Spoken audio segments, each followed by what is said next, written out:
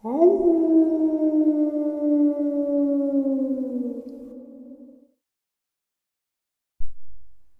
greetings and salutations, everyone. I hope everyone is doing well today. Today, I have an upload that I have been working on for more than a week while still putting out my daily uploads. Before we get into this upload, though, a couple links. As you know, I rely on Patreon, PayPal, and my merch to help the channel to continue to grow and go. Patreon and PayPal links are in the description below. Also, the merch is directly below this video displayed. Dogman Frightening Encounters, Volume 1, 2, and 3, the audiobook versions, are also in the description as well. Those books were written by Tom Lyons, narrated and produced by me, Jeffrey Nadolny. They're available on Audible, Amazon, and iTunes. The links to them are also in the description. Now, everyone, I have taken far too much of your time. Let's get on with today's upload.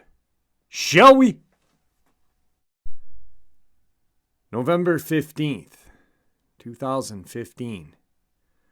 An 82-year-old man from Troy, New York, Tom Messick, traveled north on the Adirondack Northway to exit 25, Horicon, New York, to go to Lily Pond Road and hunt with family and friends.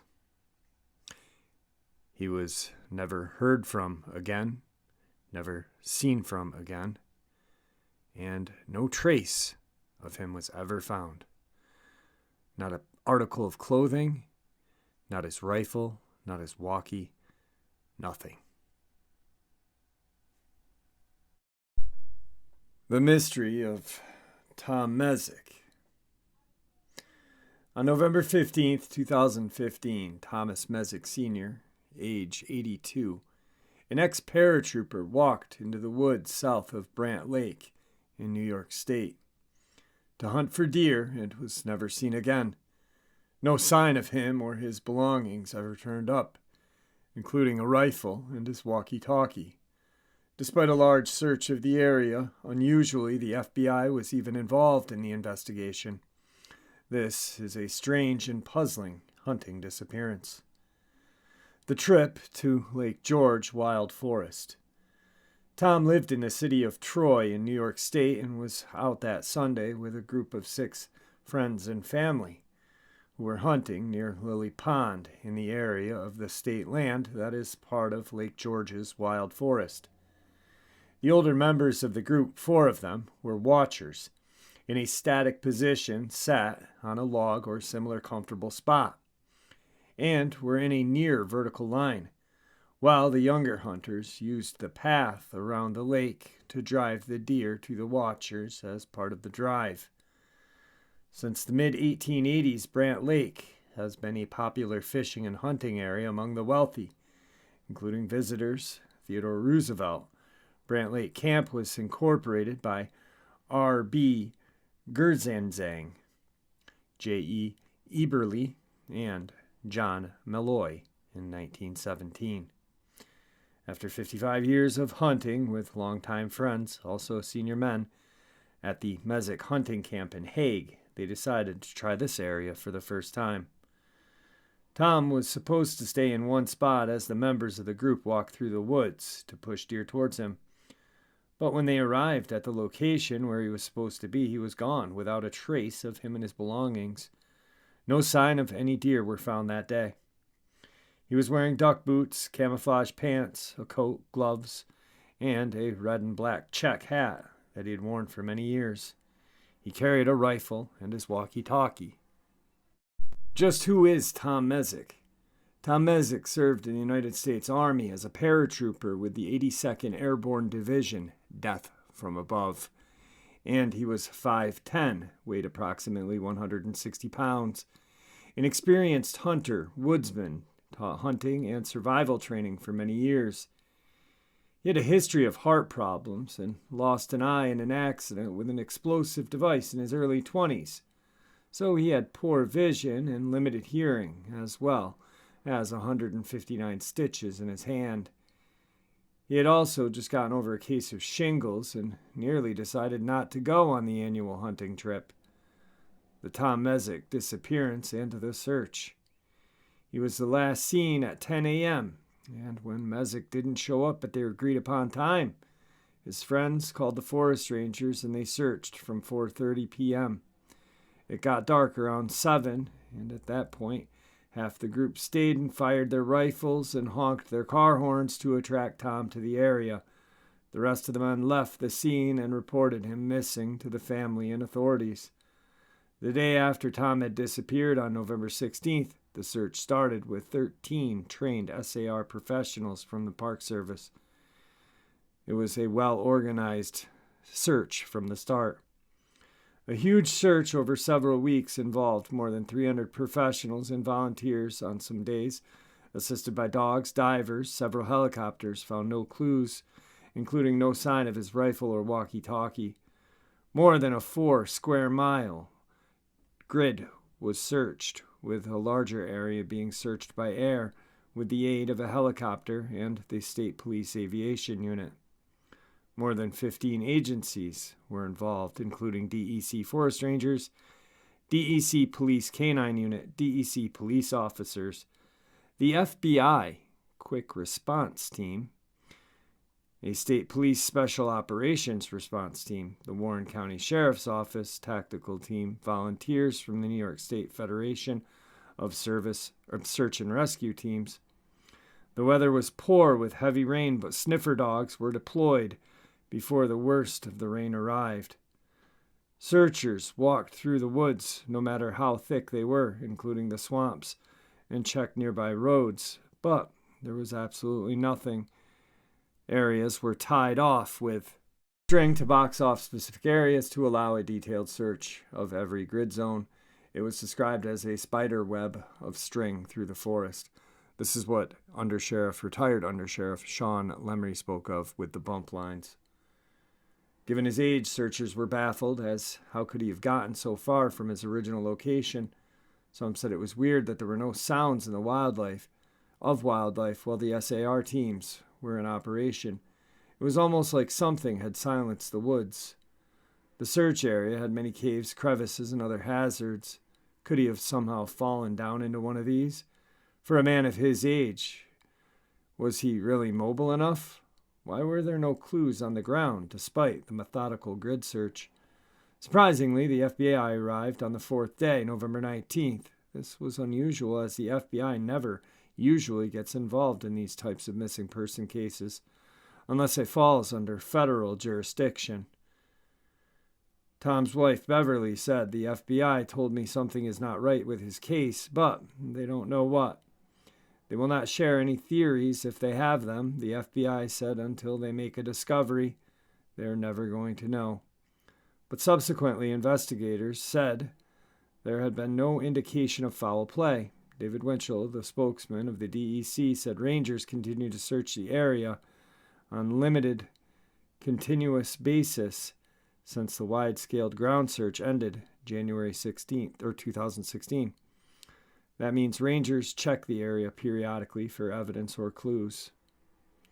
Beverly, his wife, said that he had been in the woods since he was a boy, and if he had gotten lost, he would have cut a piece of his jacket, tied it to a tree, and done other things he had learned. His wife said her greatest fear was that he fell victim to foul play.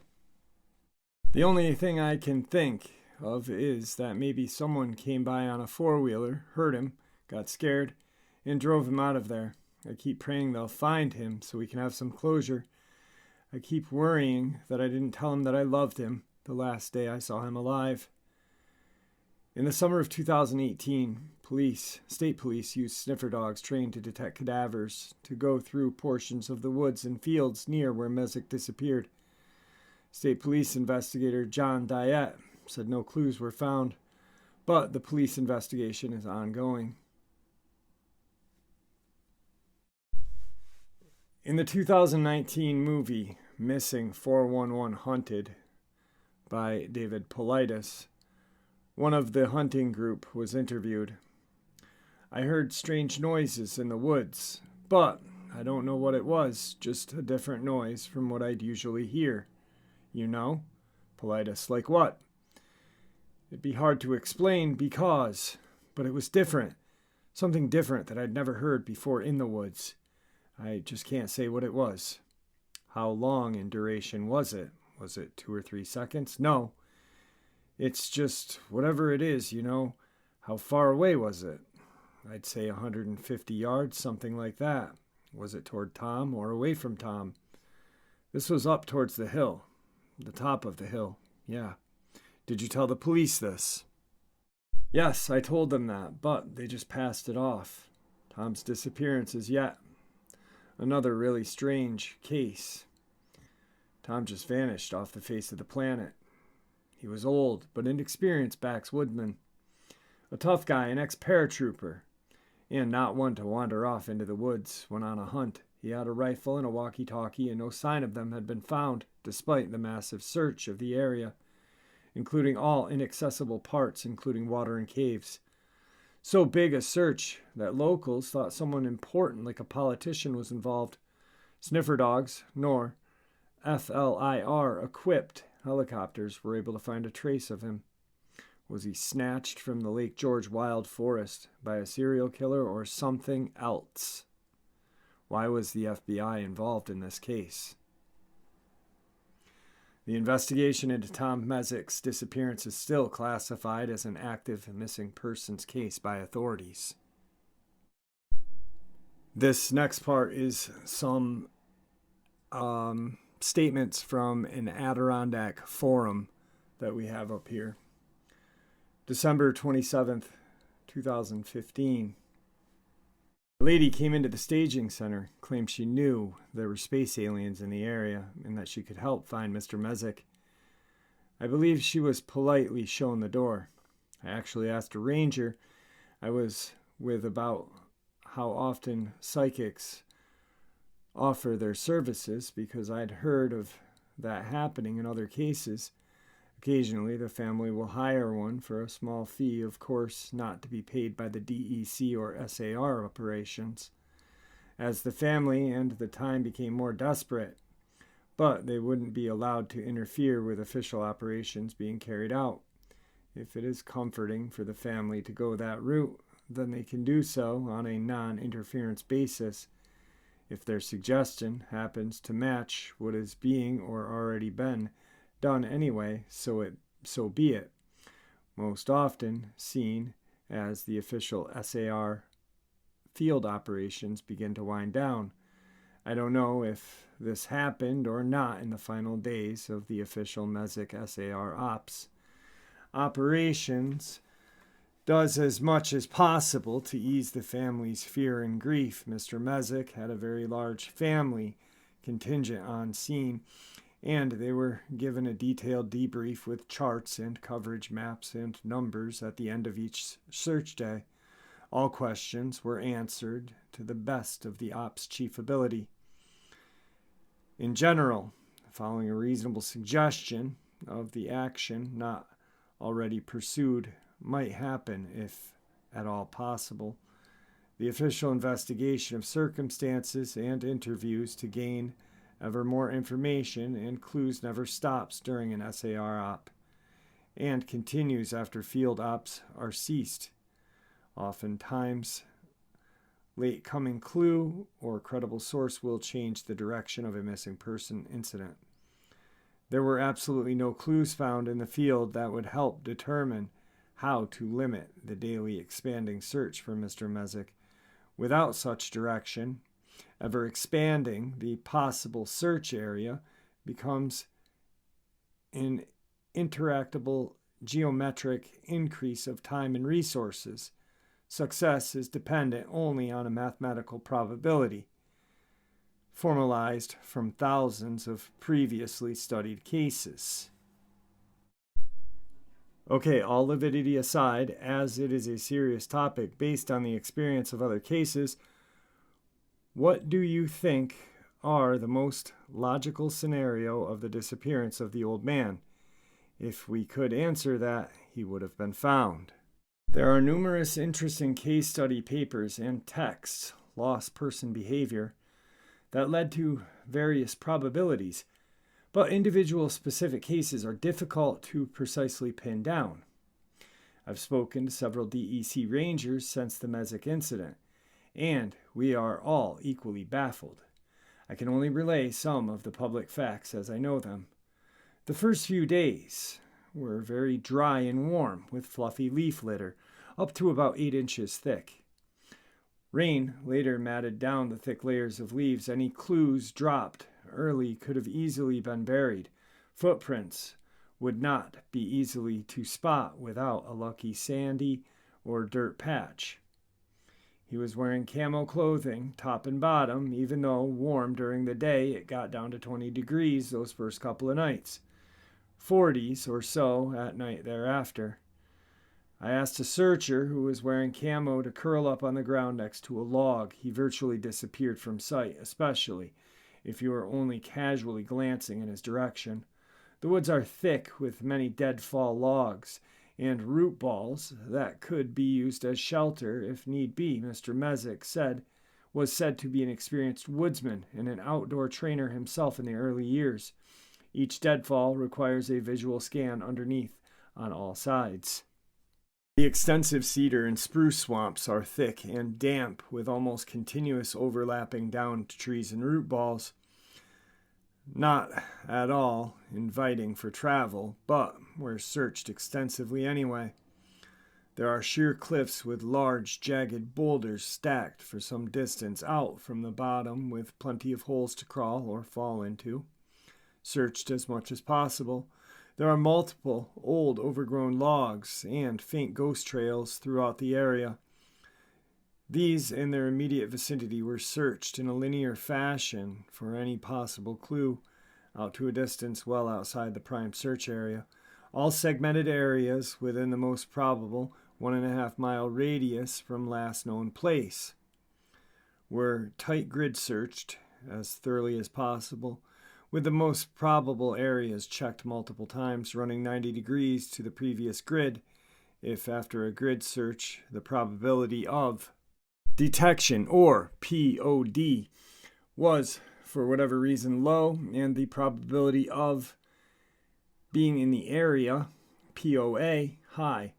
The area was searched again multiple times. Lakes, ponds, shorelines, open marshes were searched multiple times, first by helicopters, then by foot, then by divers.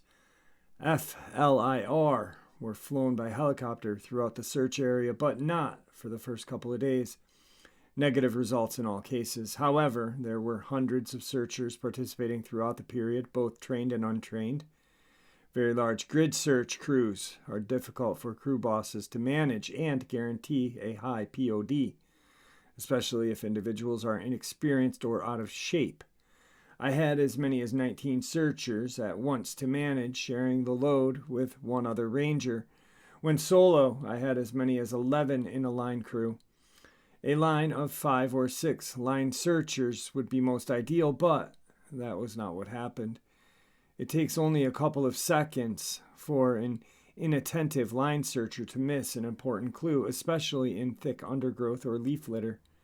Mathematical probability models were used to update daily planning and operation search assignments, or the Bayesian search theory. This is a proven process and makes use of numerous case-specific situation analysis, whether or not specific clues are found.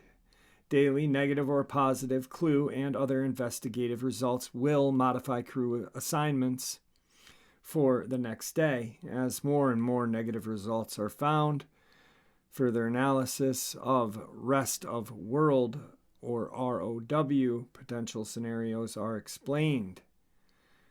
There are only 2 possibilities. Either we missed him within the search area, or any number of reasons, or he is in rest of world. Aliens, who knows? Continuing land grid search techniques without further limiting information to feed the models quickly become impractical or impossible. It is up to the findings of the professional investigators to determine scenarios and any continuing actions to take beyond. It is not appropriate here for me to speculate beyond this. So that first part where I said 12/27/15 was the question. Then I said again 12/27/15 was the answer to the question.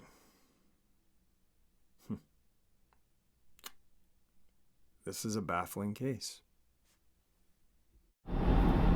So on November 15th, 2015, Tom Messick, family and friends, traveled north on the Adirondack Northway, heading from Troy, New York to Horicon, New York, exit 25. I am on the Adirondack Northway right now. I am just past exit 24, so I will be coming up to Horicon very soon. It's a beautiful day in upstate New York. I couldn't ask for a better day to drive this trip. It's absolutely gorgeous. So we are now in Horicon, New York. This fire station is where the base of the operation was for the search for Tom Messick. This is where the Warren County Sheriff met, state police, SAR agents, and forest rangers, New York Rangers. This is where it all transpired. This right here is Brant Lake. Very beautiful area. Adirondacks.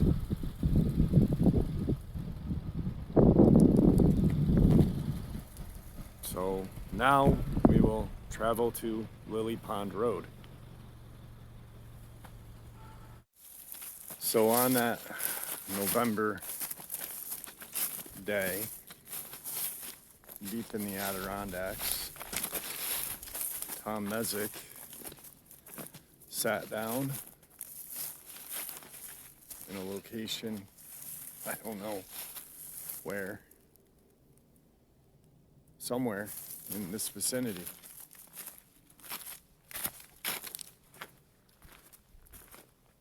And was never seen again. Okay, so now I am deep in the woods in the Adirondacks.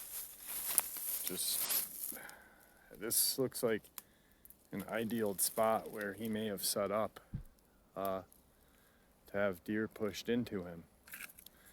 I'm gonna try something different. I brought a voice recorder and nobody's thought of that. So I figured, hey, let's see how that goes. I've heard some movement out here. I hope it's not a hunter. That'd suck. So yeah, let's try this.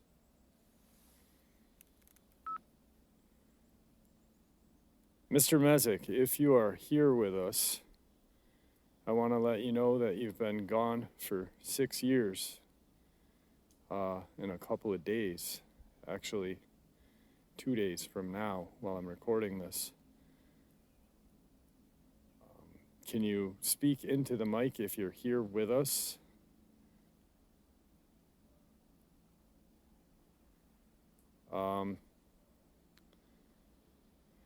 What happened?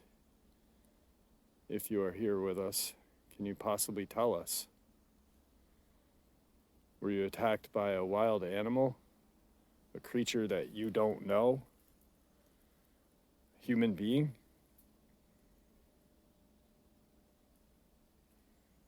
Are you comfortable where you are?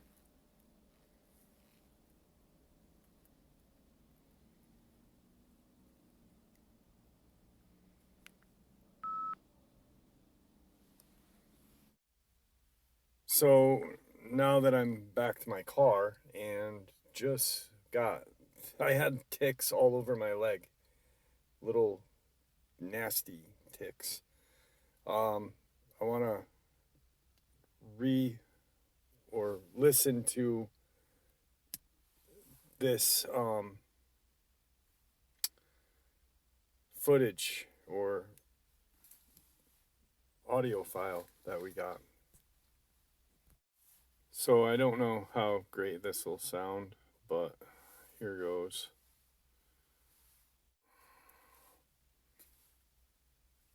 Tell me if you guys can hear anything. I'm going to analyze the recording later as well. Let's turn it up. If you are here with us, I want to let you know that you've been gone for 6 years. In a couple of days, actually 2 days from now while I'm recording this. Can you speak into the mic if you're here with us?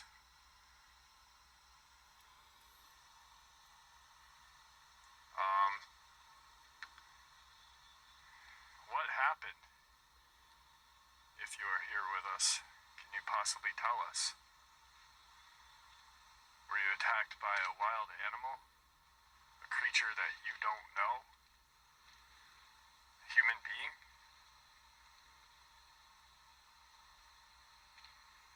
Are you comfortable where you are?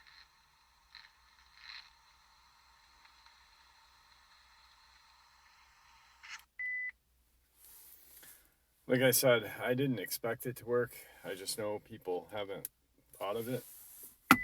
And I've seen it work in haunted house or whatever places. I didn't anticipate it working because I don't know where he was sitting. And miles and miles of woods out here. I did see a couple of, I might have picked it up on camera, a couple of marked off bump line things. I don't know. I know that I was creeped out being out there. I was definitely not comfortable. And I've been in the woods a lot of times, and I never felt like that before. It was just a very eerie, unwanted feeling, I guess, is what I can say. So that's our trip to Horicon, New York. Lily Pond Road. It's not a road. I was walking down it. You saw what it looked like. It's not even a sign. It's literally comes up off of Route 8. And it's just this little dirt road. But I tried. I don't know. Maybe I'll get something on the audio file when I plug it into my computer and see. So,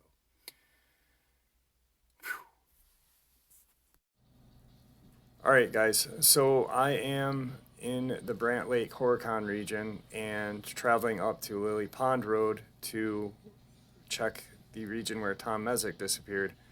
I was pretty thirsty, stopped at a little local store and grabbed a soda and ended up talking to a woman who we'll call N, and she shared a terrifying little experience she had with her family on Lily Pond Road. So right now I'm going to hand the mic over to N.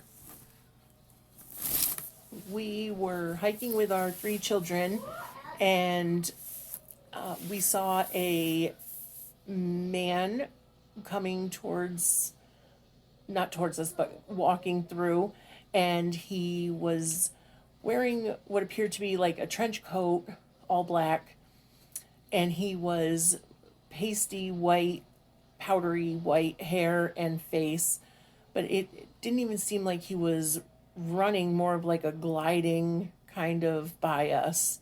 He looked towards us but just continued to go. It was very eerie feeling. And that was before the disappearance of Tom Messick. Yes, it was. Okay. All right. Thank you so much.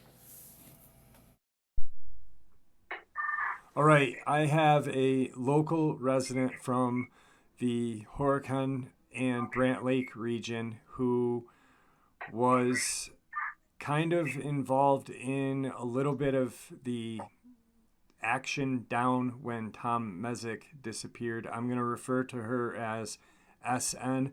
How are you today? Great. Thank you for agreeing to answer some questions. Of course.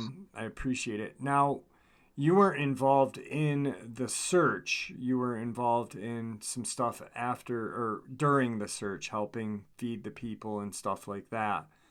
How was the kind of the atmosphere of people before, going into it and at the end of the day, coming out when...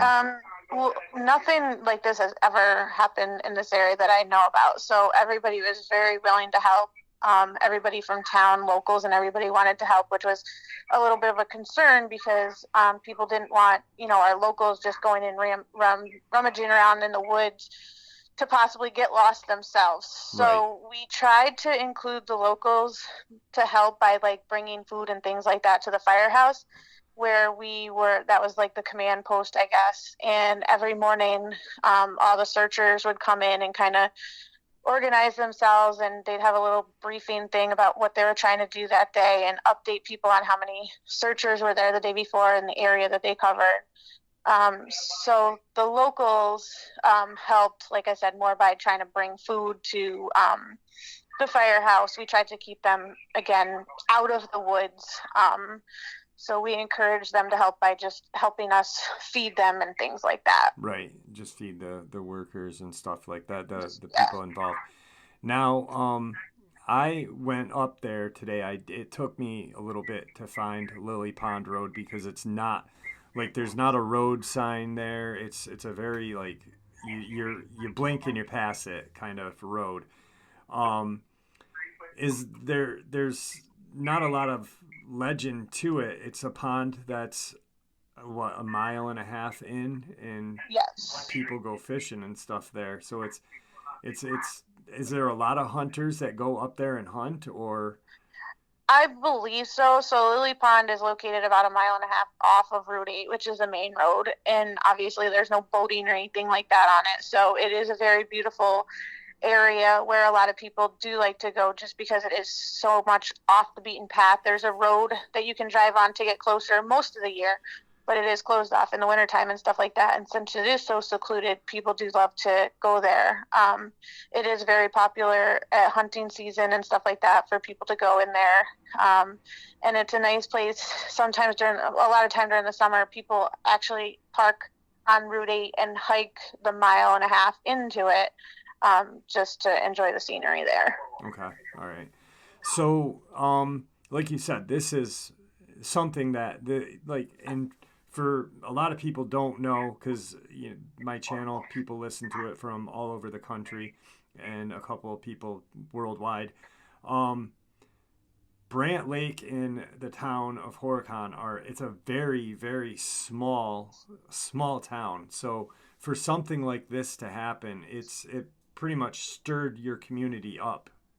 Oh, for sure. Brant Lake, I mean, there's no traffic lights. There's 4 churches in the town. There's no bars in the town. I mean, it is a very, very close-knit, small town. So for something like this to happen, that's just so bizarre. I mean, no trace of this guy. Definitely, it brought everybody together, and everybody was willing to help, and definitely brought a lot of questions. How did this happen? And everybody definitely wanted to help and was scratching their head at what was going on in our small little town. Right. Now, as strange as this is going to sound, some of the theories that I've heard were, and I have some of my own, but, some people think that someone may have killed him and abducted the body.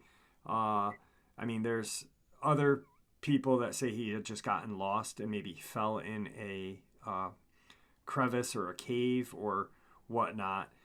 So I've heard other people talk in regards to a metallic sound that they heard during the hunt.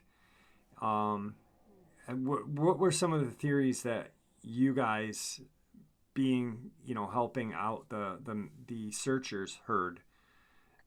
Well, like I said, I was at the firehouse the whole time, and the wife and the hunters that were with him were in the back room at the firehouse. So we always tried to keep it um, judgment free, Right.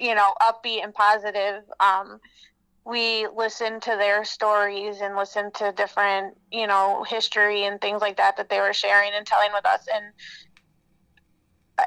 we heard every single scenario. Somebody took them. Somebody wanted insurance money. We heard every single story outside of the room where they were. But I personally have no opinion. Right. I don't know if he was. I don't have any opinion about it. I mean, he was a survivalist teacher. Yep. I don't know if he found a cave. He had a lot of health issues. He took, I think it was 13 different pills. This is 6 years ago. So remembering small details is, Right. But he took several different medications. I don't know if he went into a cave to keep warm and passed away of natural causes. I don't know if a bear got him. I mean, he had a rifle, so nothing was found, not a shred of clothing or anything like that. So between his survival skills, his health issues, the family history, everybody has a theory, and we did hear every single theory. I know that different agencies were looking into their finances and things like that to see if there was a reason to get rid of him for insurance money. The gentlemen that he was hunting with were elderly as well. Okay. They didn't, react quickly or efficiently to his missing. So Right. they, waited a while before they reported him missing. I don't know if they thought he was just going to come back to camp. It could be anything. Yeah. No, I agree. I've heard he was in Cancun on a vacation. He just ran away from town. So it could, I don't know. You're right. Everybody had a different theory. What, I know it's been 6 years, so this is probably going to be hard to remember.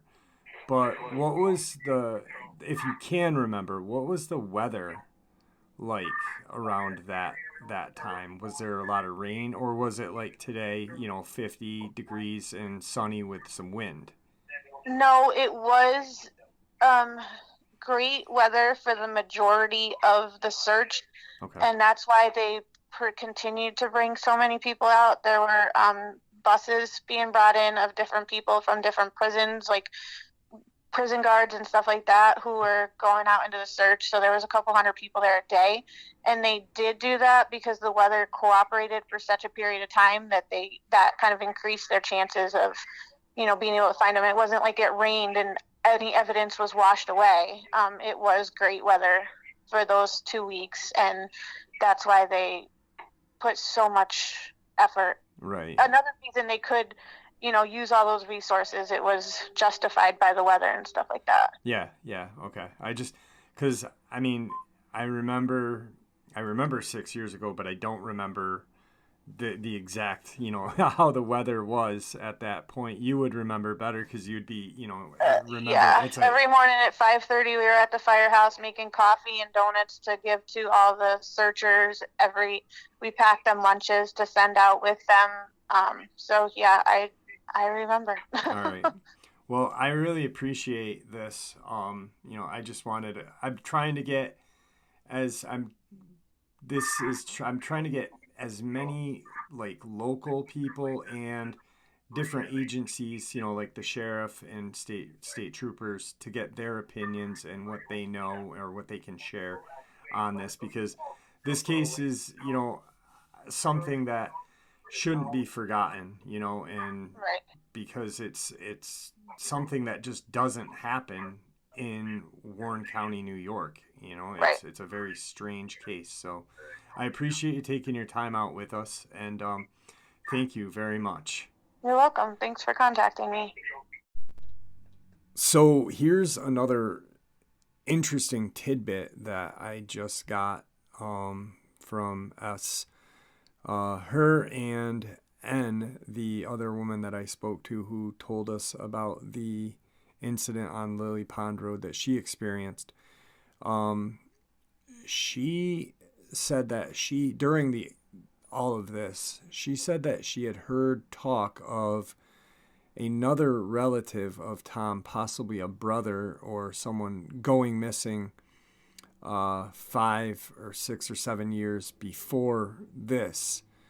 I can't confirm it right now. I'm looking into it, but it's just interesting that I did hear this from 2 local residents who were involved in feeding the search and rescue teams. I mean, there was over 300 people involved.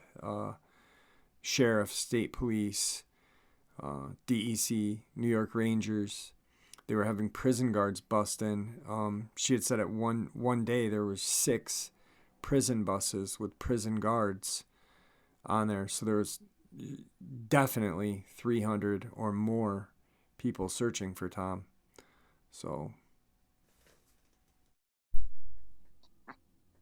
all right. So today I have retired Undersheriff for Warren County, Sean Lemry, with me to discuss a few minutes of the Tom Messick case. Sean, how are you today?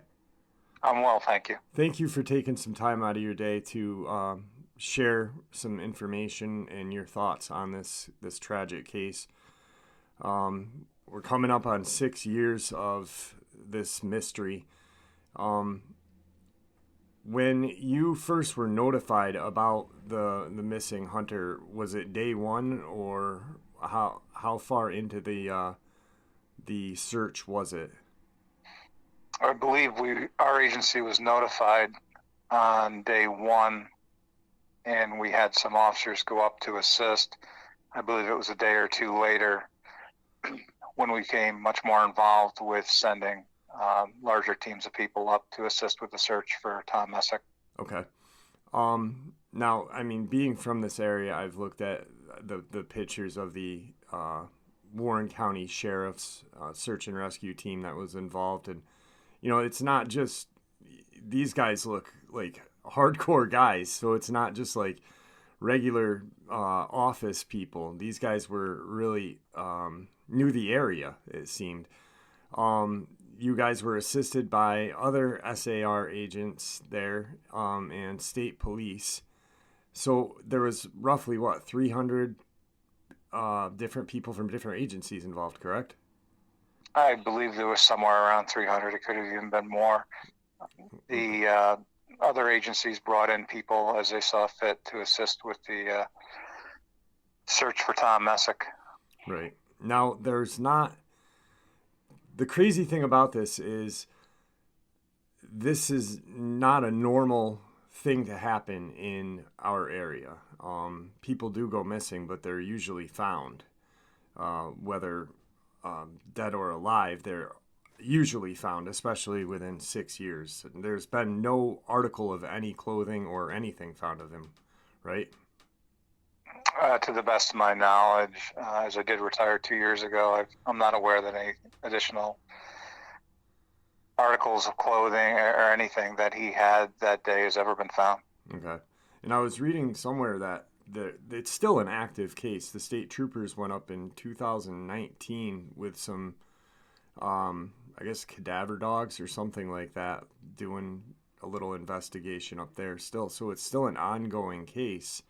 Do you see it being an ongoing case for forever, or is there a time when you kind of it pitters out and you've got to stop?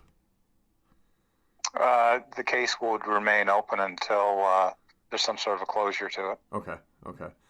I guess the last couple of questions I want to ask is, now, being from this region, there are caves, there are little mines, iron ore mines and stuff like that around the area. What were some of the theories that had come out of everyone's mouths about this? I don't think there was any one dominant theory. The thought was that you have a gentleman who's in his early 80s who has I think he had limited vision, Yep. some other health issues. That the thought was that the area or the distance he could travel would not necessarily be a great distance from where he was last seen. Right. But yet the search not only covered the area where he was last seen or last supposed to be, but covered a large geographical area. The New York State Rangers coordinated all these search grids. And from what I would see at the end of the day, they would download the GPS data, and you could actually see the grid lines as the different search groups or teams would walk these bump lines and search a particular area. And it was very evident to me that the area was very well covered. Some of the areas may have been searched 2 or 3 times by simply crisscrossing them in different directions. Right. Yeah. So I mean, it's almost like, I think it was a 5-mile grid or something like that. Almost every square inch of that little area was combed. Like you said, he was older, limited ability to walk very far, especially in a terrain like that. He had one eye, I believe he had lost it in service or something like that. So he's not gonna just get up from where he was sitting and run around and not be found. The crazy thing to me is he was one of the older guys, and the younger guys were kind of pushing the deer towards the older guys. They weren't that far from each other. I guess they were sat like 100 yards apart. And so with the grid pattern, like you said, and these guys being set up before he had disappeared, it doesn't seem like he just almost vanished into thin air. It's strange. I mean, have you ever heard of a case like this prior to that? I believe there's been other cases of people going missing. I don't specifically recall a hunter case within Warren County where the hunter went missing and he was not found or somehow recovered at some point. Right. Yeah. I growing up here, I've never heard of such a baffling case with so many different agencies working, hand in hand pretty much on one mission to find this poor guy. Very strange. I really appreciate you taking some time out of your day. I know you're a busy guy. To share your little bit of information with us means a lot to me. So thank you. You're very welcome. I'm glad you reached out. I appreciate it, and have yourself a wonderful day. You too. Take care. All right. Thank you. Bye-bye. Bye.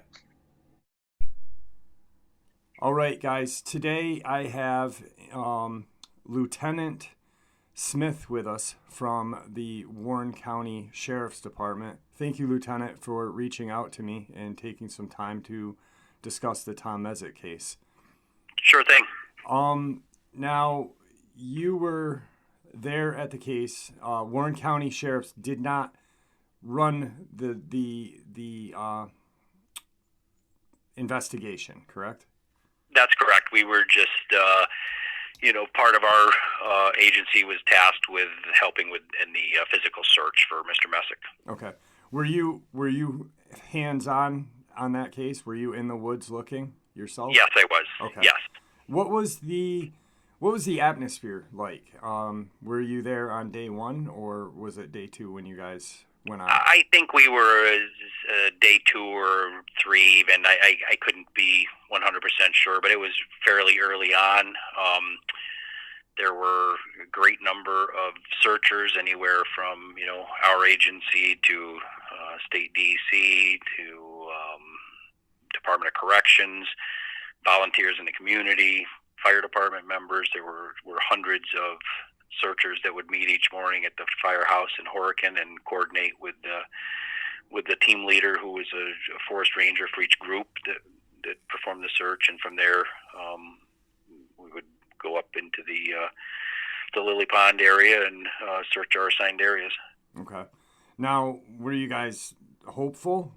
Like, was the feeling, hopeful, hey, we're going to find this guy within a day or two at first? Yeah, I mean, the information that we had was that he was not very mobile. He was elderly. He had, vision problems. It didn't seem that likely that he would go far, and we had a pretty good point of reference to start the search. So early on, we're quite hopeful that it wouldn't last long and we would locate him. Yeah, because a lot of it doesn't make sense just from what I've read and what I've heard talking to different people. It was like a 5 mile square radius, and you guys had bump lines, so a lot of that area was covered, sometimes 2 or 3 times. So it just doesn't make sense that he would just get up, an 82-year-old guy, get up and walk 6 miles, 1 mile outside of that 5 mile grid, and partially blind in one eye, with a heart issue. It just does not make sense. What were some of the theories that you guys were dealing with, if you don't mind, and if you could answer that? Well, I wouldn't speak to, again, we didn't get involved in the investigation part of it, if you will, into the disappearance. The information that we had and what we solely operated off was that he was hunting, by himself, with a group, but alone in an area. We had a pretty good idea where that was, and that when they went to pick him up at the end of their hunt in the late afternoon, he wasn't where he was supposed to be or where he said he would be. So beyond that, I mean, we've heard that people can do strange things when they're lost or injured, and from burying themselves in a pile of brush or under leaves to walking across paved highways, and people do crazy things. So who knows? Yeah, especially at 82, mentally being lost, you could have like some sort of lapse of whatever judgment, and sure. So that's understandable. All right. So out of the agencies, you guys worked hand in hand. About what day or week did you guys kind of have to let it peter out a little bit to where it was actually coming into resource? You're kind of draining resources. I know there was. Yeah, I mean, again, it was some years ago, but as I recall, after things were scaled down after the first week, and I know that DC and the forest rangers were there even with small groups several weeks after, and maybe longer than that I'm not even aware of. But they continued for a long time with very scaled down numbers after that initial search didn't turn up anything. Right. Okay. Yeah, I was reading in the Post-Star. I mean, it's local knowledge of this. Our newspaper wrote an article regarding the agencies that were involved, and I don't know too much about how these operations work. I'm still trying to learn everything. But based on what in the area and who was involved, it sounds reasonable. But then the Post-Star had mentioned the FBI was involved. What is that? Is that true or not true? I cannot confirm that or deny that. I again, that would be probably more of a question for the state police, since they had the the investigation into the disappearance. Again, Okay. we were kind of involved in only the search aspect Just of it. brought in as like extra bodies for search. Yes, correct. Right. Okay. All right. Well, we're coming up on 6 years, and it's a strange case. It's still an open case. How long do cases like this stay open forever? Yeah, I mean, this would be open indefinitely. He's missing, and I mean, I think at this point, at least personally, I presume the worst. Right. Whether he's out there still, I don't know. But until there's answers, it'll always be an open case. Yeah, unfortunately, I mean, 6 years is a long time for an 82-year-old elderly gentleman to, make it, unfortunately. But yeah.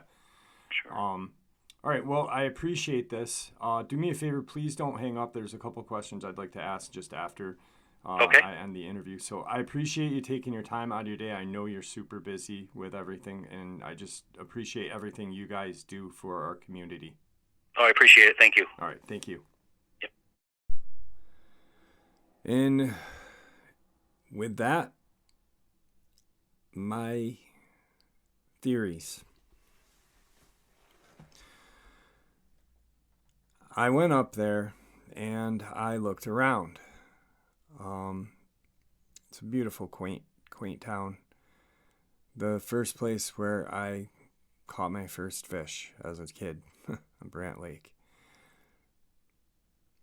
Now, when I was on my way to Lily Pond Road, I had my GPS on and I'm traveling, and it says 1/8 of a mile on your right, Lily Pond Road. Boo-doo-doo-doo. Lily Pond Road is on your right. And I look, and there's no road. It's just a dirt road going into the woods. There's no sign.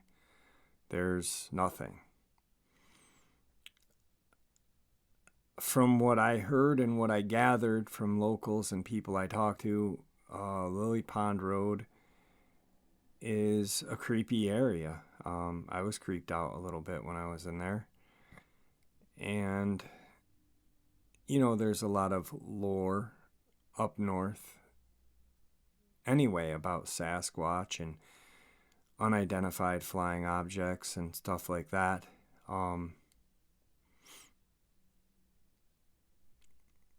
It's a very, very eerie place, I can tell you that much. Lily Pond Road, not Brant Lake or Horicon, New York. Those are absolutely gorgeous.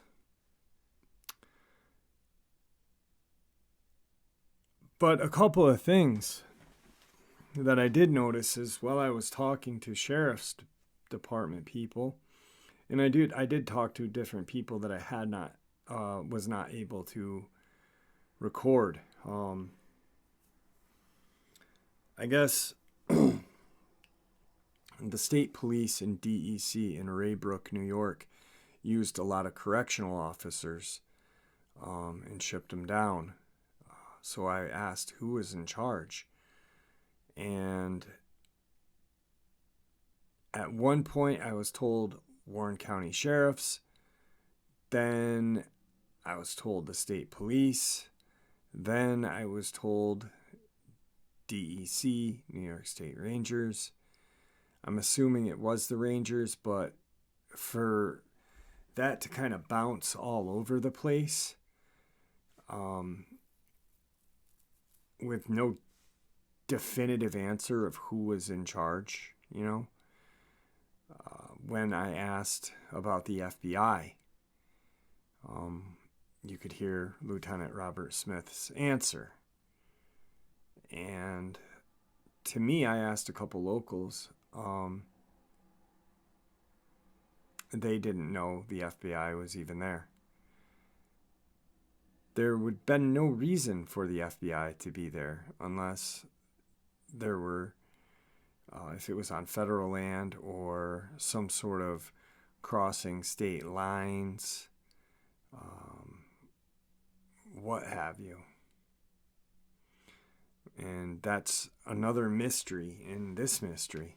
Why were the FBI involved? Well, to me and to you guys who are thinking about this and breaking it down, because the United States government knows what's out in those woods. They placed them out in those woods. They track them, they hunt them, they do whatever.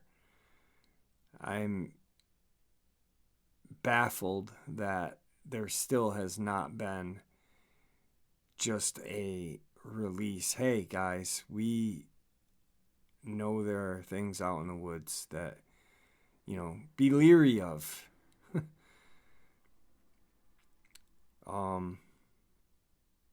This case is just baffling to me.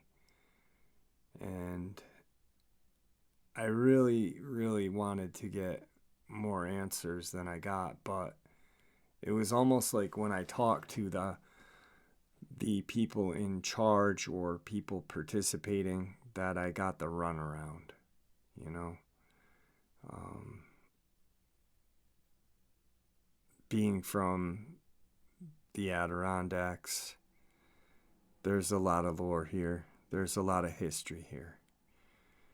You know, for those of you who don't know, Last of the Mohegans happened in Lake George, New York. It was written by James Fenimore Cooper, who wrote it in Glens Falls, New York, where I live. And very historic area, but a lot of mysteries. And unfortunately, I don't think this mystery will ever be solved.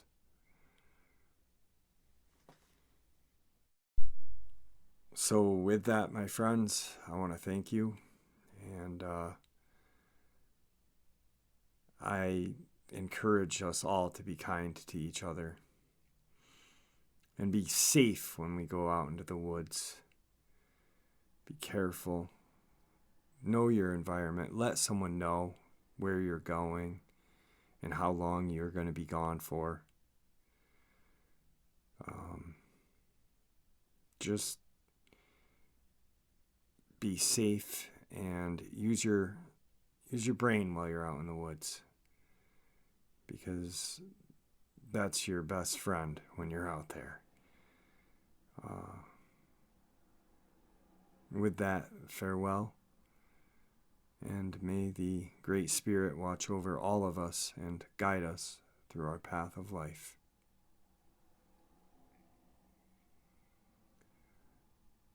November 15th, 2015. November 15th, 2021. 6 years. Thomas Messick, Sr.